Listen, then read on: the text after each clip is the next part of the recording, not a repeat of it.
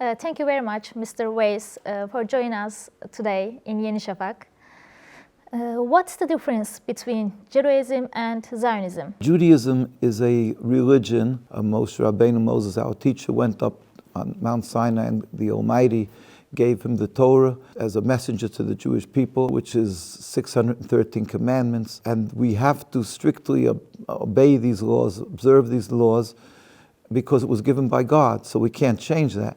So it's exactly just as it was given to Moshe Rabbeinu, Moses on Mount Sinai 3,000 years ago. We, what's called Orthodox Jewry, we observe this till today. Zionism is a movement that started around 130, 150 years ago.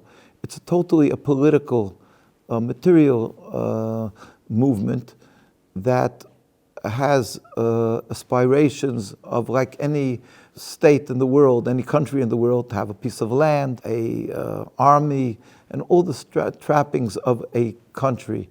It has nothing, it's void of God in its essence, what it is. And so it's a simple transformation from subservience to God, from religion to nationalism. That's all it is. It's totally different than Judaism, but being that they aspire to have a country and to be accepted in the world, and they don't have God's morals because they just, it's taking God out of the equation, so they'll do anything to accomplish what they want, which includes using the name Israel, Jacob, using the Star of David, using all the trappings, anything that has to do with Judaism, to be able to sell itself to the world that it's godly given to them and that you should support them and so forth. So it's immoral in its essence because it's totally not Judaism, it's a nationalism, yet they're using all the religious issues to solidify, to be able to legitimize their nationhood. Mr. Weiss, are all Jews Zionists? On the contrary, Zionism declares that we're a nation state, that we should have a piece of land. Judaism declares that we're not allowed to have a nation state. So once we were driven from the land, we were put under oath by God, and King Solomon, who built the temple, wrote a prophecy about this in his prophet book called Shir HaShirim, Song of Songs.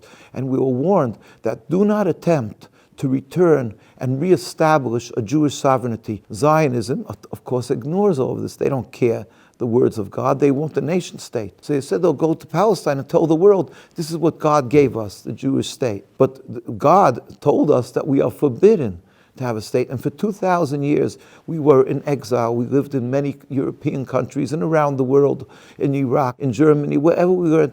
And we knew we were forbidden. Although we went through many hardships, very many trials, the Inquisition, where they tried to force Jews to convert to Christianity. And we had times that Jews had rich communities, yet we never attempted to reestablish, to rebuild a Jewish country in any part of the world, and certainly not in Palestine, because we were warned by God, do not attempt to leave exile, do not return in mass and large numbers.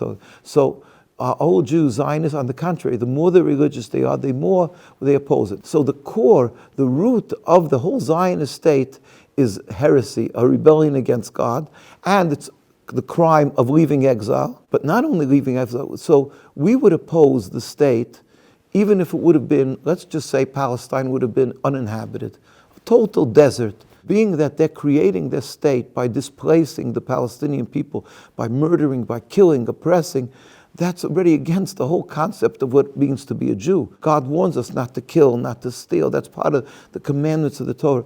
So that in and of itself, of course, is a major crime against God, to murder it. So the Jews around the world, if you'll go to any very religious community, to New York, where I'm from, the second largest Jewish community outside of Mea Shearim in Jerusalem, and in our communities, Williamsburg, that's right across from Manhattan, There is the largest concentration of religious Jews, and there's not one single Israeli flag there. They're opposed to the existence of the state of Israel. And that could be said if you go to London, in Stamford Hills in London, you will go to in Antwerp, Belgium, you have a very religious community. You'll go to Argentina. Wherever there's a very religious community, you will find that the more they're religious, the more they oppose the Zionist state.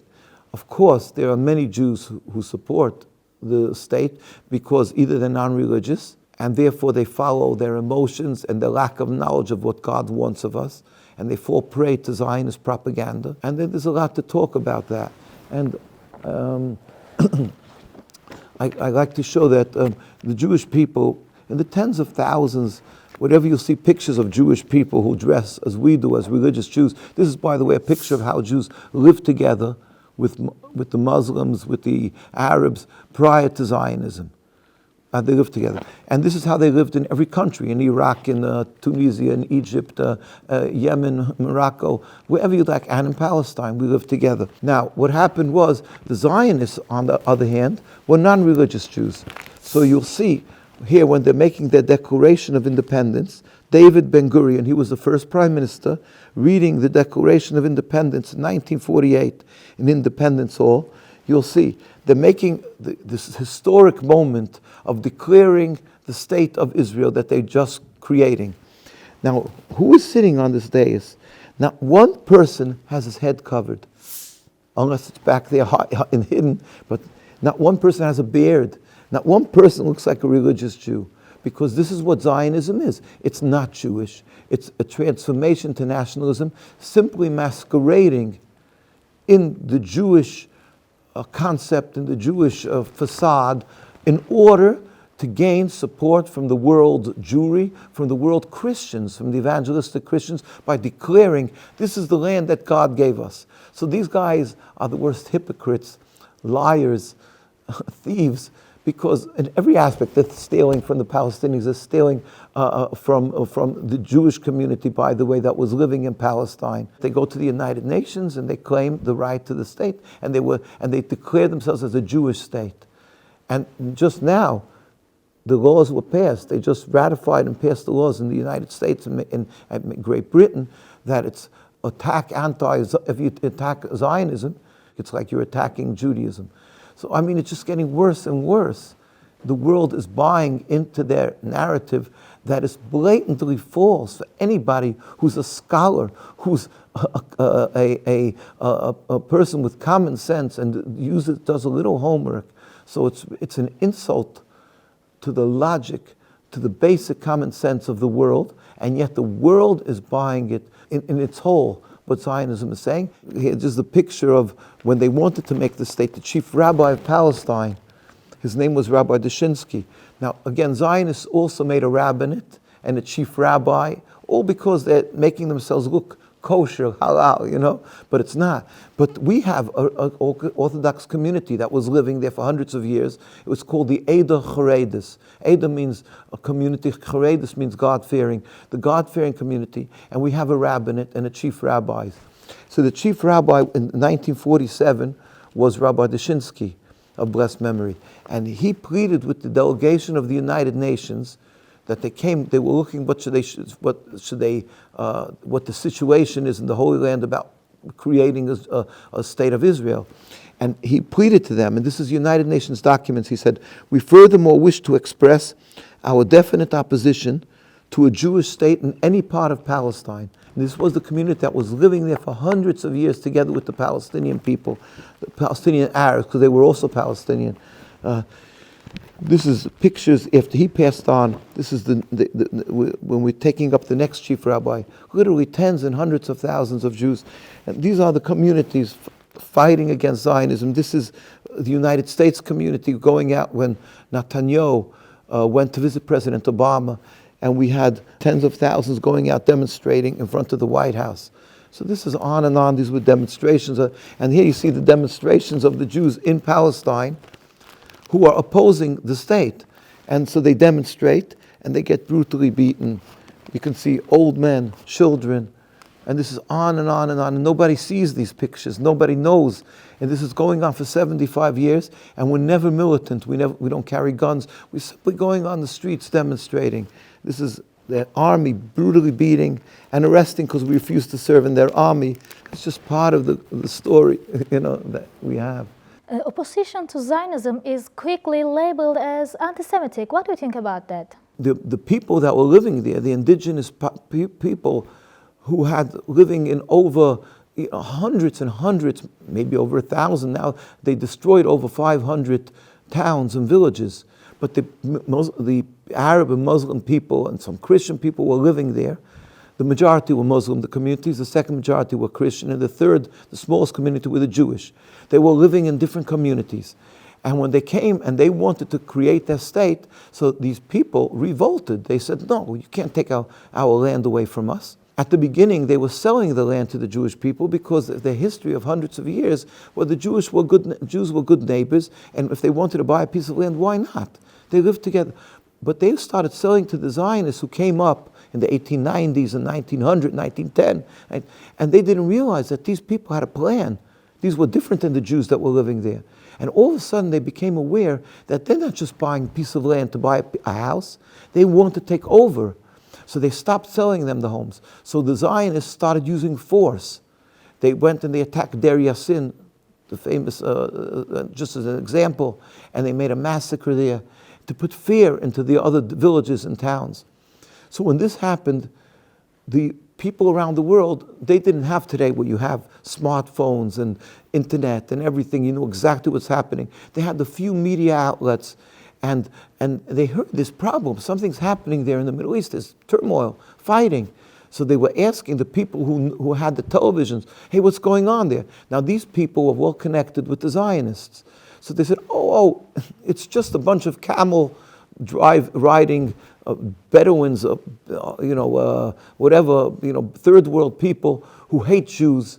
And they just don't accept Jews, and they're making trouble. But really, basically, it's an empty land for a land without a people, for a people without a land. And we're just having a slight difficulty, technical difficulty here. But that wasn't true.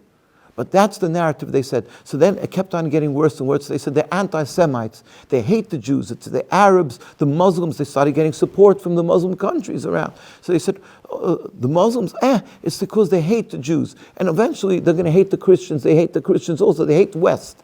So they used this concept of anti-Semitism to be able to vilify the ones who were stood in opposition to them. Is this anti-Semitism? No. These are people who want their homes. If somebody breaks into a home, God forbid, let's say we're living in New York, somebody's living in New York, he has a home, right? And a Jewish guy breaks into it, God forbid, and takes over the home. And the guy comes in and says, what are you doing in my home? And he starts yelling at him, screaming at him, saying, hey, you're an anti-Semite, you're yelling at me. Everybody's going to laugh at that, right? If somebody sees what's happening. That's exactly what they did. They came and they took a home and they're yelling anti-Semite. Who's an anti-Semite? The Zionists are the worst anti-Semites, the personification of anti-Semitism, because since they came around, there's an endless river of blood of the Palestinians over 75 years, and the Jewish people who they brutally are beating all the time because we're religious and we don't want to accept them, and the ones who are dying for their cause. Yet, their charge is that the Palestinians are the thieves, the terrorists, the anti-Semites, when all these labels fit beautifully on the Zionist state of Israel. So they've destroyed everything of Judaism, the spirituality of it, and they've caused hate. I mean, you go to any country, you will find that Jews are yelled at because people think that they're supporting the occupation. So what could be the worst? They're the worst anti-Semites that exists on this world. How do you see attacks on Gaza? Some humanitarian groups are labeling this as genocide. This is mass murder. There's no words. We can't cry enough for this. There's no words to describe the hurt. October 7th was, of course, horrific. It hurts everybody that people were killed.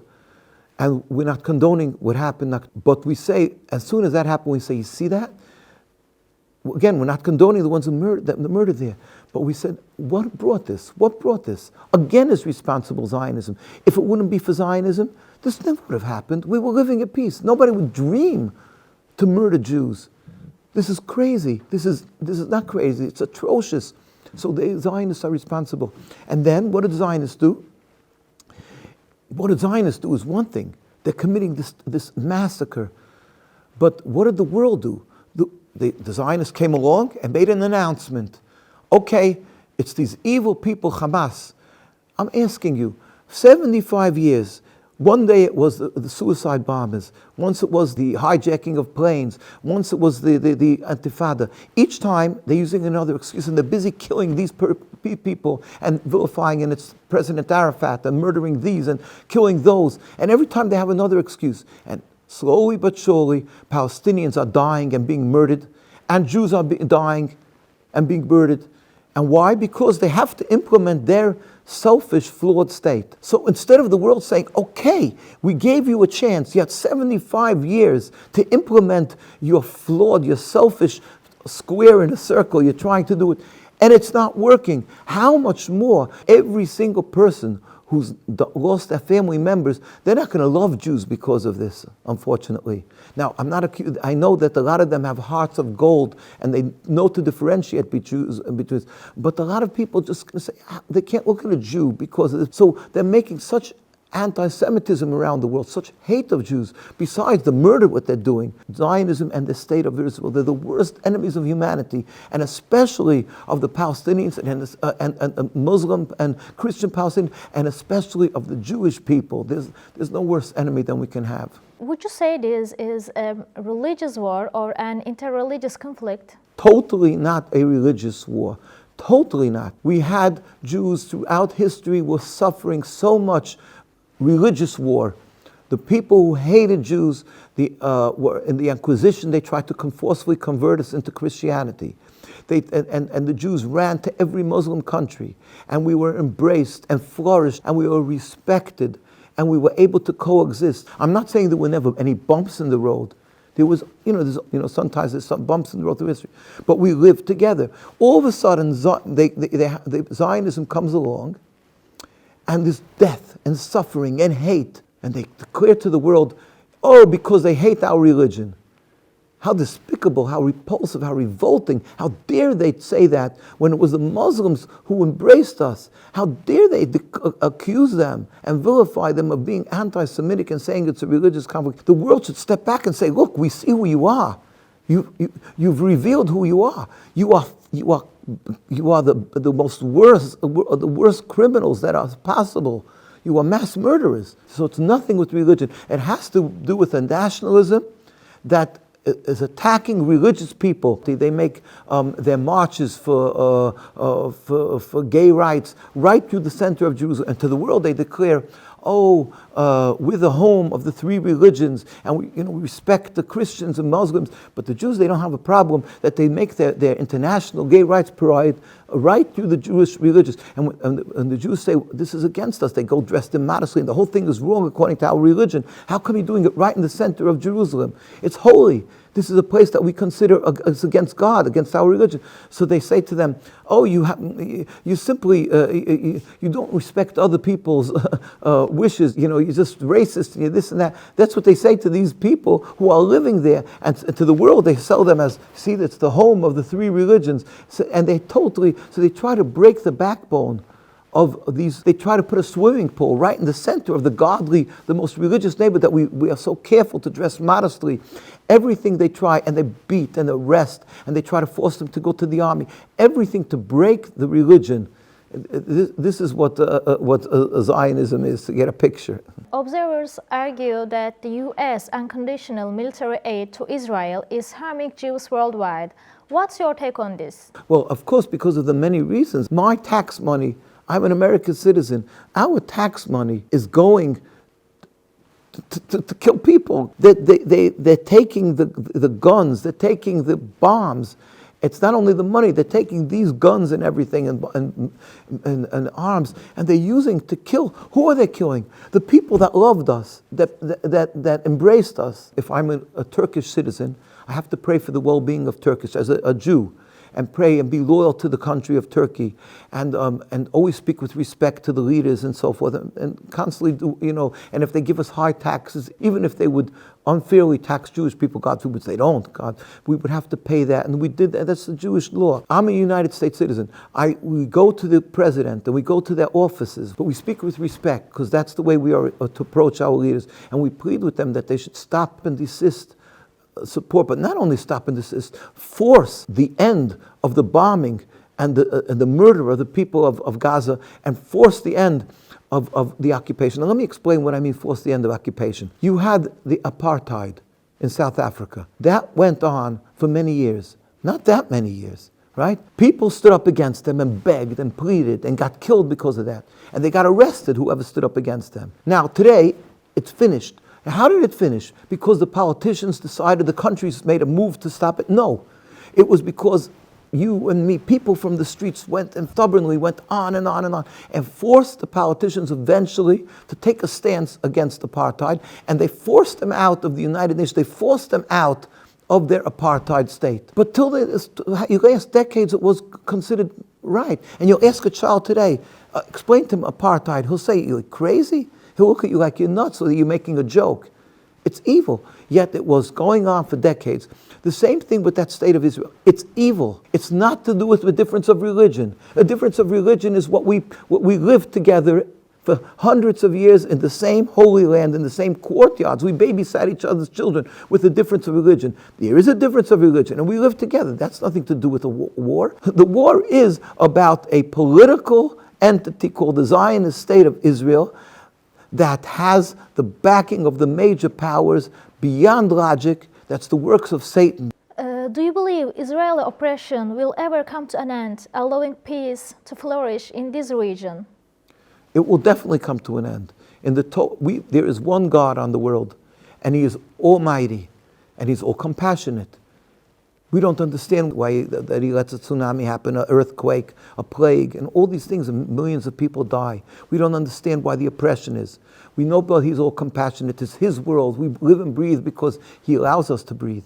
Because the world doesn't implode. It's God's power constantly throughout the world. So we don't understand His ways. But one thing we know, it's His world. And He writes in the Torah, why are you rebelling against me? It will not succeed. The state of Israel will end because it's against God. So this state will end. We don't know when. We're not prophets. But we pray to God every day that He should make it end today, as soon as possible, and speedily and peacefully. The Almighty has the power to make things in 1 minute without any more death. So just like let's say the USSR, they exiled people to Siberia. Millions of people were killed. Millions of people because they practiced religion, and they were sent to Siberia and disappeared. And one day it just ended without bloodshed. And nobody would have believed USSR would go under. And this can go under. This state of Israel will disappear. It will be ultimately God's hand to make it end. But we have to never be silent and keep on begging the world leadership that they should have compassion on the people of Gaza. They should have compassion on the world, because it's a crime against the world. What do you see as the solution for the freedom of Palestinians? The solution really, truly, is the end of the occupation. You have to be clear in differentiating between Judaism and Zionism. Don't call it a Jewish state. Don't say the Jews. Be careful, be careful. Part of that is I've been begging for years and years that the people of the rich Arab Muslim countries who support the people of Palestine should be using advertisements, because the newspapers don't want to write about this, but they should write anecdotes, collect stories of the people of the Muslim countries, how we live together in every country, Iraq, in Yemen, in Tunis, in Egypt, and in Palestine. You see, we've been always living together in peace, the Jews and Muslims, and that the problem that we're confronting today is called Zionism and a occupation. That is what the world has to be. Once they become aware of this, they could face the problem differently. I call it that a doctor, in order to prescribe a medication, he has to be able to diagnose the sickness. If he's going to call somebody coming with internal bleeding and he's going to give him cortisone and a Band-Aid, he's malpractice. He's going to be criminal malpractice. The same thing is here. And if people will realize, and I think they'll realize, that if you remove, you put pressure, and you stop it like you stop the apartheid, and you stop giving them their power, because their power is only from the world powers, then the ones who are the heads of Muslims, whether it's the Hezbollah, even say, the Hamas, and all these people, we met with them. We went to Gaza. We met with their leadership. We met with the leadership when there wasn't President Arafat. We had our representatives, the rabbis, and President Arafat kept on insisting, I'm not against Jews. And actually this rabbi, the Zionist, put acid in his face. He was the representative, and he was blind in one eye because of the Zionist attack on him. This is when we went, afterwards he passed on, we went to Gaza. We went to Lebanon. We met with the leadership. Every one of them insisted. This is Ismail Haniyeh, who was the prime minister. Every one of them insisted, we're not against Jews. We're not against Jews. We want our freedom. We want to live together with Jews. So if the world will come to a realization, all they have to do is remove this selfish movement, then we can live in peace, because everybody wants to live in peace. Nobody wants to not live with Jews or not live with Arabs. We want to live together. The solution is very simple. Now you're going to ask me, many Zionists are going to say that, oh, we're afraid we're going to be massacred, because after all they're going to take revenge. There are a few thousand people who committed atrocities from the Israeli army, the ones who ran the camps, the prison camps. So let's say it's 10,000 people. How much money is it going to take 10,000 people and relocate them to the United States or to Canada or to Great Britain? How many billions of dollars? How many billions of dollars goes into the arms given to every single year in order that they should stand against the Palestinian people? Take a few of these billions of dollars and relocate the people who are uncomfortable, they're afraid to live in peace. And all of us can live in peace. I've met with the leaders. I'm from every single group, basically.